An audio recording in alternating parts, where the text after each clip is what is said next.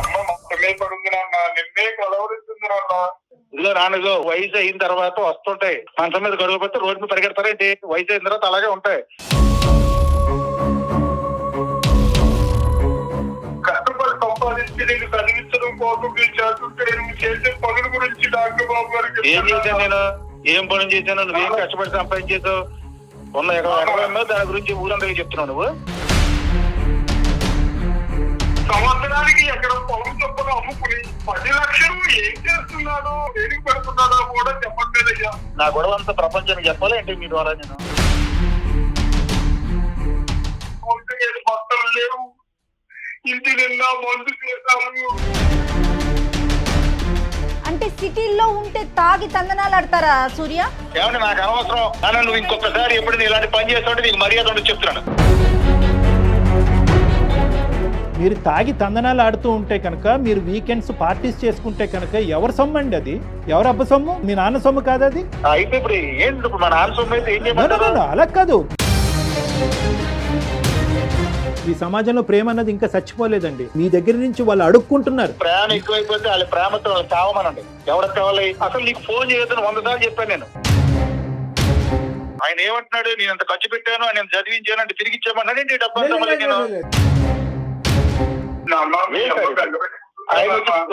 ఊరికరానా నువ్వు? ఊరిక మాట్లాడితే నాన్న బెంగ పెట్టుకుంది మాకు ఉన్న బెంగలో ఇంకా వేరే పనులు లేవు ఇక్కడ. వెల్కమ్ టు అందమైన జీవితం. నమస్తే కళ్యాణ్ గారు. నమస్తే జయ గారు. కళ్యాణ్ గారు, ఒక రైతుకు మనకి మెయిల్ పెట్టారండి. బహుశా ఆయన మెయిల్లో నేను చూసిన దాని ప్రకారం పక్క రైతు వాళ్ళ అబ్బాయి ద్వారా మనకి మెయిల్ పెట్టించారు. విషయం ఏంటంటే తండ్రి కొడుకుల సమస్య అండి. మరి అతను ఈమెయిల్ పంపించారా? వేరే వారి ద్వారా ఈమెయిల్ పంపించారా? వేరే వారి ద్వారానే పెట్టారండి. ఆయన పేరు సాంబయ్య. చెప్పండి. భీమవరం నుంచి చేశారు డాక్టర్ గారు. మెయిల్ లో నాకు పూర్తి డీటెయిల్స్ పెట్టారు. ఓకే, మీరు ఓకే అంటే నేను కాల్ చేస్తాను. కాల్ చేయండి తప్పకుండా. సాంబయ్య గారికి కాల్ చేయండి.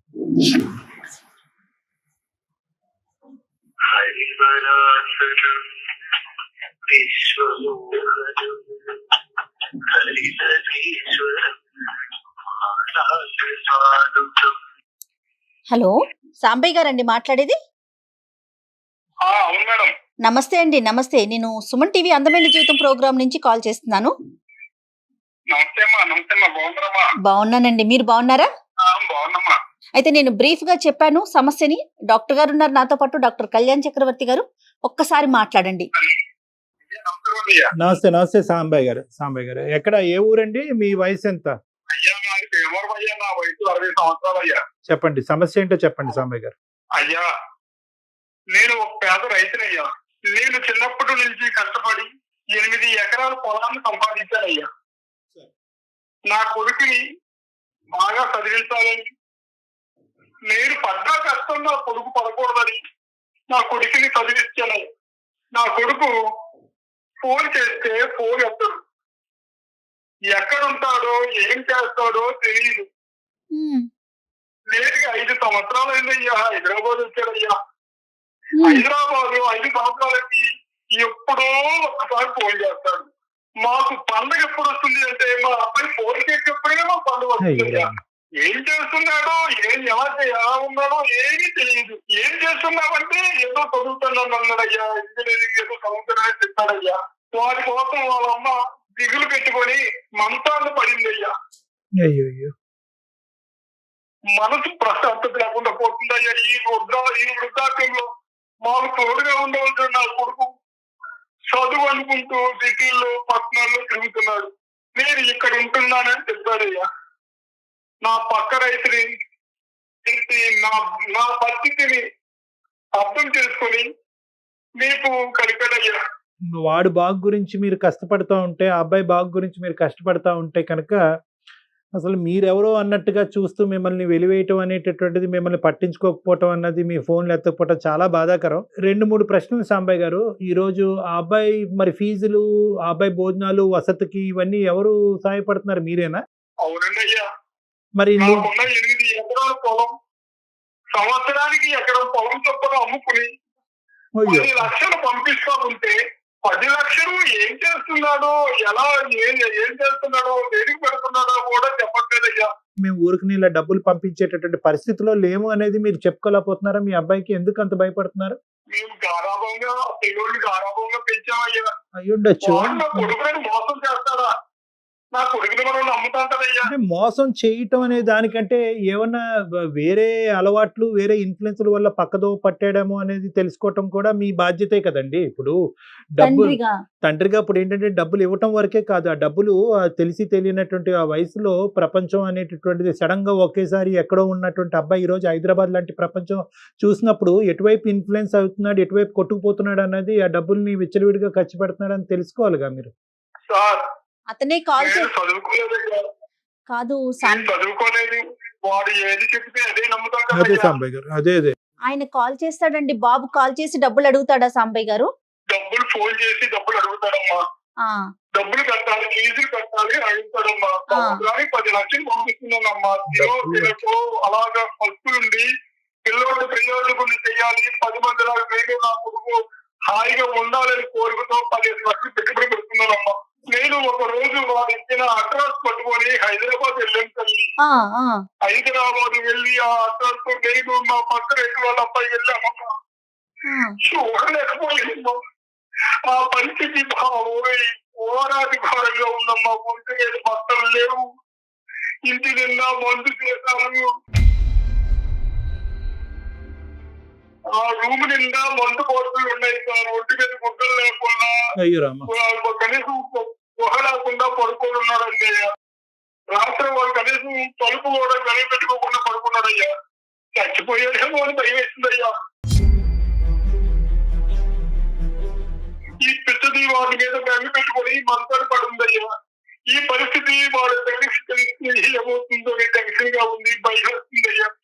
ఈ పరిస్థితి నా పక్కనైపు ఊర్లో చెప్పేస్తే భయపడి వాడి కార్లు వేళ్ళు పెట్టుకుని బెట్టుకున్నాడయ్యా. వాడు తెచ్చిన డబ్బులు ఏమో ఇలా జలసాలకి ఖర్చు పెట్టి ఇలా అయిపోయాయ్యా. ఏది పద్ధతులు అయ్యా, ఏది చదువులు అయ్యాయి. ఏంటిది ఈ పరిస్థితి ఏంటి, ఈ వాలకం ఏంటి అని నిలదీస్తే కనుక దానికి సమాధానం ఏం చెప్పాడండి మీ అబ్బాయి? అప్పటికైనా అడుగుంటారుగా మీరు అదంతా చూసిన తర్వాత.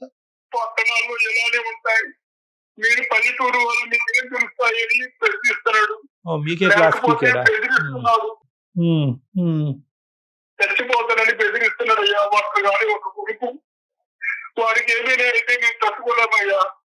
ఆ ముసలిది వాడి కోసమే తట్టించిపోతుందయ్యా.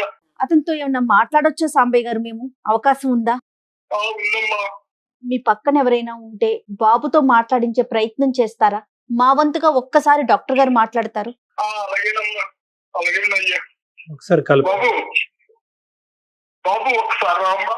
మా అబ్బాయి గారి ఫోన్ పెట్టనమ్మా. ఒకసారి రామ్మా. ఇస్తున్నానమ్మా.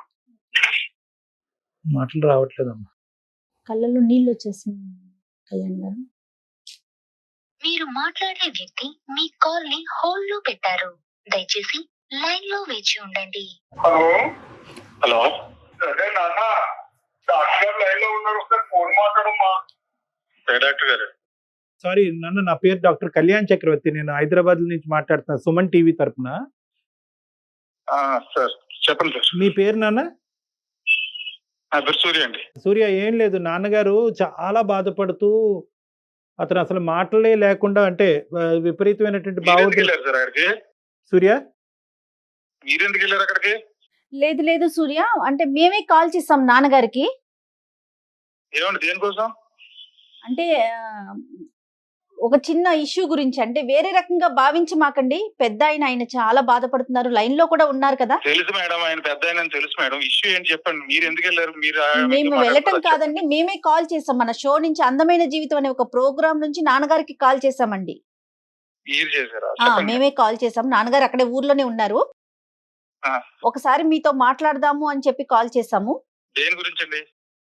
సూర్య, నాన్నగారు ఏమంటున్నారంటే అతను చాలా కష్టపడి ఒక నమ్మకంతో అల్లారు ముద్దుగా పెంచుకున్నటువంటి కొడుకు స్థిరపడాలి, మంచి మంచి దారిలో నడవాలి అని చెప్పి అతనికి ఉన్నటువంటి ఎకరం భూమి అమ్ముకుని డబ్బులు పంపించి మిమ్మల్ని చదవటానికి ప్రయత్నం చేస్తుంటే మీరేంటంటే ఆ ఇంటి వైపు చూడకుండా ఇల్లు గురించి పట్టించుకోకుండా వేరే అలవాట్లలో లేనివయ్యి పక్కదోవ పట్టి చదువుని నెగ్లెక్ట్ చేశారన్నది నాన్నగారి ఆలోచన. అది చెప్తున్నారు. అంటే దాని గురించి మీరేమంటారు? అమ్మ కూడా మీకోసం చూస్తా ఉందంట సూర్య. అమ్మ కూడా మంచాన పడింది అంటున్నారు. అయితే ఇప్పుడు ఏం చేయమంటారు నన్ను? కాదు, ఏం చేయమంటారన్నది కాదు సూర్య. ఈరోజు నాన్నగారు అంటే అతను చెప్పేటటువంటి మాటలు వింటే మాకే చాలా బాధగా ఉంది. అంటే నాన్నగారు అబద్ధాలు ఆడుతున్నారో లేదంటే వాస్తవాలకి దూరంగా మాట్లాడుతున్నారని అయితే మాకైతే అనిపించట్లేదు. చెప్పండి సూర్య, మీ వర్జన్ ఒకసారి చెప్పండి సూర్య. కష్టపడి సంపాదించి నిన్ను చదివించడం కోసం మీరు చేస్తుంటే నువ్వు చేసే పనుల గురించి డాక్టర్ బాబు గారికి ఏం చేశాను నేను? ఏం పనులు చేశాను? నువ్వేం కష్టపడి సంపాదించేసావు? ఉన్న ఎకరం దాని గురించి ఊరందరికీ చెప్తున్నావు నువ్వు. అర్థం చేసుకోవాలి. పని లేదు వాడికి. వాళ్ళు ఊరు విషయాలే కావాలి వాడికి. అది కొంపల పనులు వాళ్ళు చూసుకోమని ప్రతి దానికి ఆడి చెప్పాడు ఫోన్ చేసి కళ్ళ ముందు కొడుకు అలా అయిపోతుంటే ఏమైపోయానయ్యా బాబు? నేను ఇప్పుడు ఏమైపోయాను? నా కొడుకు అయిపోయాడు అన్నాను. నేనేమైపోయాను అనుకుంటున్నాను? నువ్వు చెప్పు. తాగుడు లేదు నాన్న. తాగుడు ఏంటి? ఏం చేయమంటావు ఇప్పుడు? నేను ఎక్కడున్నాను? విలేజ్ లో ఉన్నాను. నేను ఎక్కడున్నాను తెలుసు కదా నీకు. సిటీలో ఉన్నాను. ఈ సర్కిల్ ఎదగాలంటే బోల్డ్ ఉంటాయి. ఇవన్నీ నీకు చెప్పాలా? 100 ఎకరం సంపాదించి నా కోసం ఉంచే ఉన్నట్టుగా చెప్తున్నావు. అదేంటి నాన్న, నేను కష్టపడింది నీకోసమే కదా నాన్న. కష్టపడ్డావంటే ఎవరి కోసం కష్టపడి కన్నావు కదా నన్ను. కన్నప్పుడు ఖర్చు పెట్టాలా? అది నీ బాధ్యత. అదేదో నువ్వు దేశాన్ని ఉద్ధరించిన టూర్ అందరికీ చెప్తావు.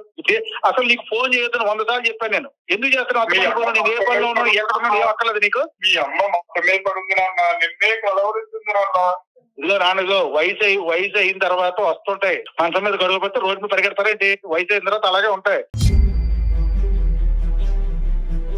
తల్లిదండ్రులతో మీరు అంత ర్యాష్ గా మాట్లాడటం, మీరు మాట్లాడే పద్ధతి వింటుంటేనే చాలా బాధ అనిపిస్తోంది సూర్య. లేదు మేడం, మీకు తెలియదు. ఆయనతో మీరు పడితే తెలుసు బాధ.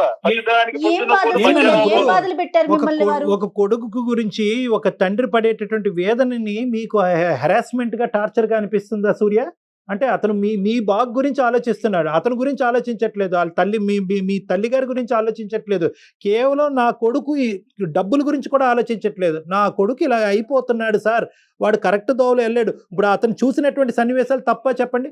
మీ ఒంటి మీద స్పృహ లేకుండా, బట్టలు లేకుండా పడి ఉంటాం అనేటటువంటి సన్నివేశం అబద్ధమా? డాక్టర్ గారు, వీకెండ్ లో ఇక్కడ ఎంజాయ్ చేయడం అంత కామన్. మీకు తెలుసు సిటీలో ఎలా ఉంటారు. సూర్య, ఇక్కడ మీరు ఓన్లీ వాదన గురించి కేవలం రెబెలియన్ గా మాట్లాడాలి. మా నాన్న నన్ను సంప్రదించకుండా బయట వాళ్ళకి మాకు చెప్పారు అనేటటువంటి ఉద్దేశంతో ఏం జరిగిపోయిందని సార్ మీతో మాట్లాడించడానికి? అలా కదండి. ఇప్పుడు గొడవ పడాలనేటటువంటి ఉద్దేశం, మీతో గొడవ పెట్టుకోవాలనేటటువంటి ఉద్దేశం మాకు కూడా లేదు. ఈరోజు మేము మీతో మాట్లాడవలసినటువంటి అవసరం ఎందుకు వచ్చింది అంటే కనుక కేవలం ఆ పెద్దవాళ్ళు వాళ్ళు పడేటటువంటి బాధను మాకు చెప్పుకున్నారు కాబట్టి వాళ్ళు పడేటటువంటి బాధను తీర్చడం గురించి మిమ్మల్ని ఒక ప్రశ్న అడుగుతున్నాం. ఒక చదువుకున్న వ్యక్తిగా, సిటీలో ఉంటున్న ఒక వ్యక్తిగా మీరు అర్థం చేసుకుంటారని మిమ్మల్ని లైన్ కలపమన్నామండి. అది కూడాను. సరే మేడం, చెప్పండి మీరు ఏం చెప్తారు. అది కాదు సూర్య, బేసికలీ ఇక్కడ ఏంటంటే మీరు చదువుకున్న వాళ్ళు, మేము ప్రొఫెషనల్స్. ఈరోజు ఒక సానుకూలమైనటువంటి వాతావరణంలో మీ ఫాదర్ పడేటటువంటి బాధని అతనికి ఒక మీనింగ్ చెప్దాం. అతనికి ఒక ఎక్స్ప్లెనేషన్ అడుగుతున్నారు. మీ ఫాదర్ ఒక ఎక్స్ప్లెనేషన్ అడుగుతున్నారు. నా కొడుకు చెడిపోతున్నాడా, రైట్ పద్ధతిలో వెళ్తున్నాడా, తాగి అలవాట్లకి బానిస అయ్యాడా, లేదంటే ఆ దోవలో వెళ్ళట్లేదా, ఒక క్లారిటీ ఇవ్వండి. మీ పేరెంట్స్కి ఫోన్ చేస్తేనే మీరు నాకు ఎందుకు ఫోన్ చేశారు, మీరు ఫోన్ చేయటమే తప్పు, నేను ఫోన్ చేయను, మీరు నాకు ఫోన్ చేయొద్దు అనేటటువంటి యుద్ధ వాతావరణాన్ని క్రియేట్ చేయకుండా వాళ్ళు ఒక కన్ఫ్యూజన్లో ఉన్నారు, ఒక బాధలో ఉన్నారు. వాళ్ళకి ఒక క్లారిటీ ఇవ్వండి. మీరు మీ అకాడమిక్స్ వైపు వెళ్తున్నారా, చదువు కంప్లీట్ అయిందా, బ్యాక్లాగులు ఎన్ని ఉన్నాయి, ఒక క్లారిటీ ఇవ్వండి. నా గొడవ అంతా ప్రపంచానికి చెప్పాలి అంటే మీ ద్వారా అక్కర్లేదండి. మీ నాన్నగారికి మీరు చెప్పండి. మీ నాన్నగారికి మీరు చెప్పండి. ఇప్పుడు మా నాన్నగారికి ఏం తెలుసండి? ఆయనకి ఏం తెలియదు. విలేజ్ లో ఉన్నాడు ఆయనకి ఏం తెలియదు. ఆయనకి అదేదో జీవితం, అదే ప్రపంచం అనుకుంటున్నాడు. మాకు చెప్పండి. మాకు చెప్తే తప్పండి. వీకెండ్స్ లో ఎంజాయ్ చేస్తాం, ఫ్రెండ్స్ వస్తారు, అవన్నీ తప్పంటే ఎట్లా? పెట్టకుండా ఎవడో చెప్పాడు వచ్చేసి నేను అలా ఉన్నాను ఇలా ఉన్నా, ఎవడొచ్చి చూడమన్నాడు ఇన్ని? ఊరికే మాట్లాడితే నాన్న బెంగ పెట్టుకుంది మాకు ఉన్న బెంగలో ఇంకా వేరే పనులు లేవు ఇక్కడ. వస్తాం, కుదిరినప్పుడు వస్తాం, చూస్తాం. ఒక రోజు మ్యాటర్ ఇది. ప్రతిదానికి 5 సంవత్సరాలకి కనీసం 5 సార్లు వచ్చావానన్నా, 2 సార్లు వచ్చావు. రాత్రులు వస్తావు, పగలు వెళ్ళిపోతావు. మీ అసలు ఏం అమ్మ చేయమంటావు? అక్కడే ఉండమంటావు ఏంటి? ఉంటుంది నాన్న. మీరు తాగి తందనాలు ఆడుతూ ఉంటే కనుక, మీరు వీకెండ్స్ పార్టీస్ చేసుకుంటే కనుక ఎవరి సొమ్ము అండి అది? ఎవరు అబ్బ సొమ్ము? మీ నాన్న సొమ్ము కాదు అది.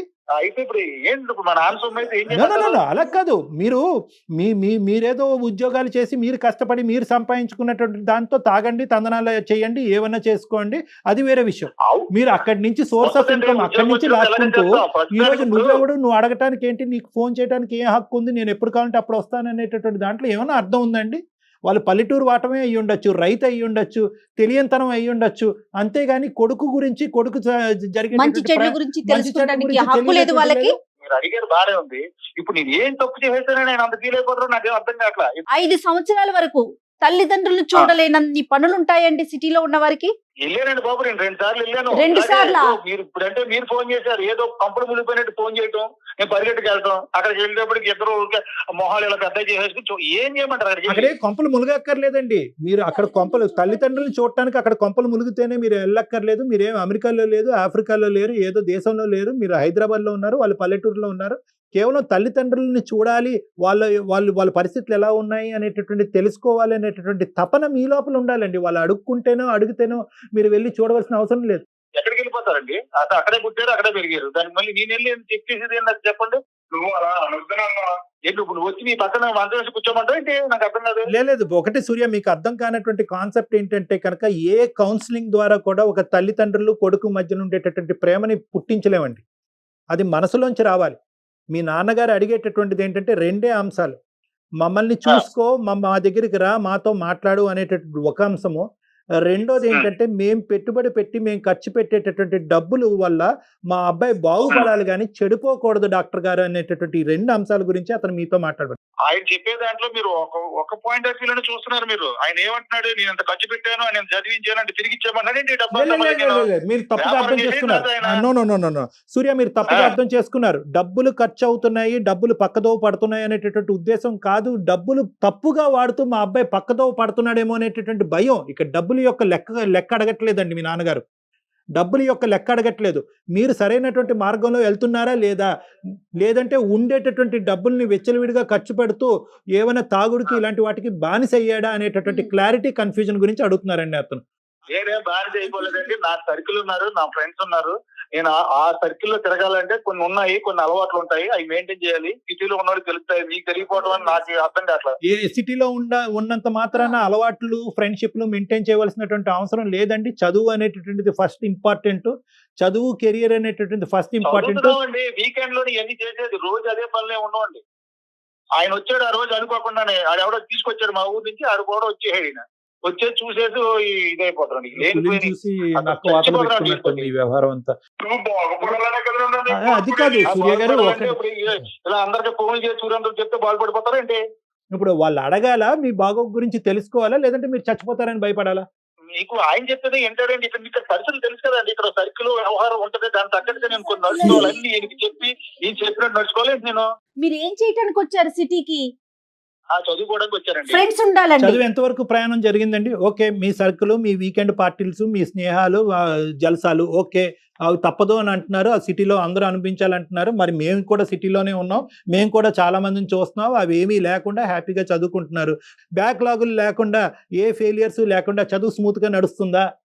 అందరూ తెలివైన వాళ్ళు ఉంటారండి. ఉంటే ఇప్పుడు క్లియర్ చేస్తాం. ఇవాళ ఇప్పుడు మీరు అడిగిన క్లియర్ చేసేస్తా అంటే అలా కదండి. లేకుండా ఉంటే ఎట్లా ఉంటారు? లేకుండా ఎవరైనా చదివేస్తున్నారు సార్? ఎవరు ఉండరా? మీకంటూ ఒక గోల్ ఉండాలి కదా. మీకంటూ ఒక గోల్ ఉండాలి, మీకంటూ ఒక సెల్ఫ్ కంట్రోల్ ఉంది అనేటటువంటి నమ్మకాన్ని మీ పేరెంట్స్ కి ఇవ్వండి. మా తరపున మీ పేరెంట్స్ కి ఇవ్వండి. ఆ కంట్రోల్ నాకుంది, నా గోల్ నాకుంది, నేనేంటో నాకు తెలుసు, నేను ఏం చేయాలో నాకు తెలుసు. ఇంకొక చెప్పించుకునే పరిస్థితిలో నేను లేను. మీరు అడిగారు కాబట్టి రెస్పెక్టబుల్ గా చెప్పాను అంతే. ఆయన ఏదో చెప్పాడని అది పట్టుకుని వచ్చి మీరు మాట్లాడటం, ఆయన ఏమో రానా అంటే ఏంటారు ఇది? మీకు పడితే తెలుస్తుంది నా బాధ. వెళ్ళి కూర్చుని ఏం చేయమంటారు? కూర్చున్నాడా? ఆయన చెప్పేదంతా ఎట్లా కూర్చోమంటారంటే అదేనా మా జీవితం? అక్కడ ఎవరు కూర్చోమనట్లేదు సూర్య, అక్కడ ఎవరు కూర్చోమనట్లేదు. మీ బిజీ స్కెడ్యూల్లో, మీకు ఉండేటటువంటి బిజీ స్కెడ్యూల్లో కొంత టైము మీ తల్లిదండ్రులతో మాట్లాడటానికి వెచ్చించండి. మీకు అవకాశం ఉన్నప్పుడు మీ ఊరు వెళ్ళండి అనేటటువంటి 2 మాటలే మేము చెప్తున్నాం. నెంబర్ 1. నెంబర్ 2 ఏంటంటే ఆనవాయితీలు పద్ధతులు సిటీలో ఇలాగే ఉంటుంది అనేటటువంటి ఒక కొత్త చిత్రాన్ని చూపెట్టకండి. అవి లేకుండా కూడా మనుషులు బతుకుతున్నారు, అవి లేకుండా కూడా చదువుతున్నారు. మీ చదువు అనేటటువంటిది ప్రయారిటీ. ఈ రెండే అంశాలండి, ఈ రెండే అంశాలు. మీరు మాతో మాట్లాడవలసినటువంటి అవసరం లేదు అని మీకు అనిపించవచ్చు, కానీ ఈ రోజు ఏంటంటే ఆ పెద్ద ఆయన పడేటటువంటి బాధని అట్లీస్ట్ మా వర్షన్ ద్వారా మీకు చేకూర్చాలనేటటువంటి ప్రయత్నంలోనే సుమన్ టీవీ మీ ద్వారా మేము మాట్లాడుతున్నాం. బాధపడుతున్నారనే విషయాన్న మీకు చేరవేద్దాం అనుకుంటున్నాం, కానీ అసలు మీ మాట తీరు చూస్తా ఉంటుంటే చాలా అది బాధగా ఉంది చాలా సూర్య గారు. వితండవాదం అంటారండి. దానికి సమాధానం చెప్పలేరు ఎవరు కూడాను. ఈ సమాజంలో ప్రేమ అన్నది ఇంకా చచ్చిపోలేదండి. ఆ తల్లిదండ్రులు వాళ్ళ ప్రేమతో వాళ్ళు పడేటటువంటి ప్రేమని మీ దగ్గర నుంచి వాళ్ళు అడుక్కుంటున్నారు. ప్రేమ ఎక్కువైపోతే వాళ్ళ ప్రేమతో వాళ్ళు చావమనండి. ఎవరికి కావాలి? ఏంటి సూర్య ఈ ఏం మాటలు? మాట్లాడతారు సార్? సారీ నాకు సూర్య, అవసరం లేదు సార్. వాళ్ళ ప్రేమ నాకు అవసరం లేదు, వాళ్ళ ఎమోషన్స్ నాకు అవసరం లేదండి. నా డబ్బులు నేను సంపాదించుకుంటాను, నేను సంపాదించుకున్న డబ్బుల ద్వారా నేను చదువుకుంటాను, నా జల్సాలు కొనసాగిస్తానని చెప్పండి. ఆ మాట అనరే. ఎండలో కష్టపడి నా కొడుకు ఎక్కడ ఎంతకి ఎండలో ఇబ్బంది పడతాడు అని సాంబయ్య గారు మీ పడేటటువంటి బాధకి వేదనకి కొండలు కరుగుతాయేమో గానీ మీ కొడుకు కరగట్లేదు. వేస్ట్. బాబు ఏంటంటే నాకు ఈ బాధ, నాకు 100 పనులు ఉన్నాయి సార్. ఇది అవసరం ఇప్పుడు తెవలదండి. ఆయన అలా చెప్తానే ఉంటాడు, ఏమండి చెప్తానే ఉంటాడు. మేమే పని లేకున్నామండి, మేమే పని లేకున్నాం సూర్య గారు. ఇలా మాట్లాడటం పద్ధతి కాదు. ఇప్పుడు దాకా మీరు డాక్టర్ గారు మాట్లాడుతున్నారని రెస్పెక్ట్ తో మీకు సమాధానం చెప్తూ వచ్చాను. సమాధానం చెప్పాల్సిన అవసరం నాకు లేదు. ఆయన అలాగే చెప్తాడు. ఆయన సంగతి నేను చూసుకుంటానండి. ఈ విషయాల గురించి మీరు దయచేసి కలవ చేసుకోవద్దు, నన్ను మీరు తప్పుగా అనుకోవద్దు. నేను ఫోన్ కట్ చేస్తానండి. దాని ఇంకొకసారి ఇప్పుడు నేను ఇలాంటి పని చేస్తుంటే నీకు మర్యాద ఉండదు చెప్తున్నాను. సాంబయ్య గారు ఫోన్ చేసి సలహా చెప్పండి. చిన్నప్పటి నుంచి కని పెంచి పెద్ద చేసి చదువుకోవటానికి ఉన్న పొలాన్ని కూడా అమ్ముకొని పంపిస్తా ఉంటే డబ్బులు కావాలట, తల్లిదండ్రులు వద్దంట. అసలు అంటే ఆ అబ్బాయి మాట్లాడిన మాటలు వింటుంటే నా ఏం కొడుకు మాటలతో సహా చచ్చిపోయానమ్మా. ఈ మాటలు అవసరం వింటుంటే గుండాకు చచ్చిపోద్దమ్మా. కొడుకును కలవరిస్తూ కుమిడిపోతూ ఉందమ్మా. ఇటువంటి కొడుకులు అవసరమా తల్లి? నో సాంబయ్య గారు, సాంబయ్య గారు మీ అబ్బాయి బహుశా అలవాట్లకు బానిసయ్యి వాటి యొక్క ఇన్ఫ్లుయెన్స్ వల్ల అలా మాట్లాడుతున్నాడు అనేది ఒక సైకాట్రిస్ట్ గా నాకు గాఢమైనటువంటి నమ్మకం. మీ అబ్బాయి మాట్లాడుతుంది మీ అబ్బాయి కాదు, ఆ వెనకాతలు ఉండేటటువంటి మత్తు. సో నేనేమంటానంటే నా కొడుకు పోయాడు, నా కొడుకు ఇంక లేడు అనేటటువంటి కంక్లూజన్కి మీరు రావద్దు. ఎందుకంటే ఆ కంక్లూజన్తో మీరు బ్రతికి బయట పడలేరు. ఎందుకంటే జీవితం సర్వస్వం అంతా కూడా అతనే అనుకుంటూ ఇంతకాలం మీరు బతుకుతున్నారు. మీరేం చేయాలి అంటే కనుక మీ అబ్బాయిని నేను ఇక్కడ వదిలిపెట్టేది లేదు. మీ అబ్బాయి యొక్క నెంబర్ నాకు ఇవ్వండి. బహుశా ఇలా పబ్లిక్ గా ఇలా మాట్లాడటం అనేటటువంటి దాంతో ఆ అబ్బాయి ఇబ్బందిగా, అరగెంట్ గా, రెబెలియస్ గా మాట్లాడుతున్నాడు. నేను కాన్ఫిడెన్షియల్ గా మీ అబ్బాయి నెంబర్ నాకు పంపించండి మీకు అభ్యంతరం లేకపోతే. మళ్ళీ నేను నా టీం వాళ్ళ ద్వారా నేను ఫోన్ చేస్తాను, ఇన్ పర్సన్ అతన్ని కలిసేటటువంటి ప్రయత్నం చేస్తాను, నా దగ్గరికి రమ్మని రిక్వెస్ట్ చేస్తాను. ఆ అబ్బాయిలో కూడా ఏ కోసానో ఏ మూలనో ఒక మంచితనం, ఒక ప్రేమ అనేది ఉంటుంది. ఖచ్చితంగా ఏదో అండర్ సమ్ ఇన్ఫ్లుయెన్స్ ఆ అబ్బాయి ఇలా మాట్లాడుతున్నాడని నాకు అనిపిస్తుంది. నేను ఎప్పుడైతే కనుక ఒక ప్రైవేట్ స్పేస్లో అతనితో మాట్లాడుతానో ఖచ్చితంగా అతనిలో ఒక కనువిప్పు అన్నది కలుగుతుంది అన్నది నా భావన. సాంబయ్య గారు, ఖచ్చితంగా మీ అబ్బాయి మీ ఊరి నుంచి బయలుదేరిన ముందు మాత్రం ఇలా అయితే లేడుగా. అప్పుడైతే కనుక ప్రేమ ఆప్యాయతలతో మంచితనంతో ఉన్నాడు కదా. హైదరాబాద్ వచ్చిన తర్వాతే కదా ఈ మార్పు. రైట్. అతనిలో మార్పు వచ్చే వరకు ఖచ్చితంగా మేము ట్రై చేస్తామండి. డాక్టర్ గారు మాట్లాడతారు, మీరు కంగారు పడకండి. ఆవిడని కూడా ఓదార్చండి. అలాగేనమ్మా. ఓకేనా? నెంబరు మా రైతు గారు అప్లైతే పెట్టిస్తానమ్మా. నా పక్కన పెట్టించండి. తప్పకుండా మా వంతు ప్రయత్నం చేసి మళ్ళీ మీకు ఒక మంచి కబురు వినిపిస్తాము. మీ అబ్బాయి ఎక్కడికి వెళ్ళిపోలేదు. ఇది కూడా ఒక డీలా పడకండి. ఆ అబ్బాయి ఒక జబ్బు, ఇది కూడా ఒక జబ్బు, ఇది కూడా ఒక మత్తు. ఆ మత్తు, ఆ జబ్బుని మేము వదిలించేటటువంటి ప్రయత్నం చేస్తాం కౌన్సిలింగ్ ద్వారా.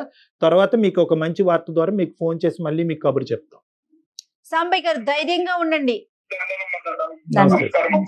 డాక్టర్ గారు మారటానికి అవకాశం ఉంటుందండి? మారటానికి అవకాశం ఉంటుంది అంటే కనుక ఒక ఏసీకో ఒక ఫ్రిడ్జ్కో గ్యారంటీ కార్డు ఇస్తాం, కానీ మనసుకి గ్యారంటీ కార్డు ఇవ్వలేం. కానీ ఈరోజు ఏంటంటే మన వంతు ప్రయత్నం మనం చేయొచ్చు. నాకు ఇప్పటికీ నమ్మకం ఏంటంటే ఎక్కడో చోట ఆ అబ్బాయిలో ఒక మంచితనం ఉందేమో, ఎక్కడో అవుతాడేమో అనేటటువంటి నమ్మకం ఉంది. బహుశా ఏంటంటే ఈరోజు ఆ అబ్బాయి మాట్లాడినటువంటి తీరు బట్టి మీరు నేను కూడా కొంతవరకు ఇమోషనల్ అయ్యాం. ఒక పబ్లిక్ ప్లాట్ఫామ్ మీద ఇలా ఇమోషనల్ అవటం అనేది అతను జీర్ణించుకోలేక తండ్రి మీద ఇంకా కోపం పెంచుకున్నట్టుగా నాకు అనిపిస్తుంది. సో అలా కాకుండా మనం ప్రైవేట్గా ఆ అబ్బాయితో మాట్లాడి అసలు ఏం జరుగుతుంది, అతని ఆలోచన శైలిలో లోపాలు ఏంటి అనేటటువంటి ఒక థెరపీ, ఒక కౌన్సిలింగ్ ద్వారా మాట్లాడటానికి ఒక ప్రయత్నం చేస్తే ఒకసారి కాకపోతే రెండోసారి అయినా కూడా ఖచ్చితంగా మారుతారు. నమస్తే. థ్యాంక్ యూ జై. నమస్తే.